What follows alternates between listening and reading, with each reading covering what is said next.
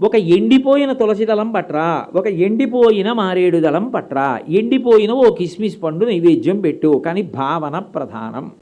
చెయ్యవలసిన పూజ పరమ భక్తితో తనకున్న దానితో చేస్తాడు. ఈశ్వరుడు ఇన్ని పదార్థములితే అని ఎప్పుడూ అనడవు. నీకు శక్తి ఉంది పట్రా, నీకు శక్తి లేదు కనీసం చేస్తే చాలు. శివుడికి మారేడు దళం, నారాయణుడికి తులసి దళం. అది కూడా ఈ రెండిటికి ఉన్న గౌరవం ఏమిటంటే మీరు అప్పటికప్పుడు కోసి తేవాలని నియమం లేదు. ఎండిపోయినవైనా పూజ చేసుకోవచ్చు. మిగిలిన వారికి అక్షత చాలు అంది శాస్త్రం. మిగిలిన వారందరికీ కూడా కేవలం అక్షత. అంటే నేను పరమ కింద పూజ, మనసు నిండా భక్తి ఉండి చేయడానికి ఎక్కువ పదార్థం తేలేని వారు కూడా పూజ చేయవచ్చు.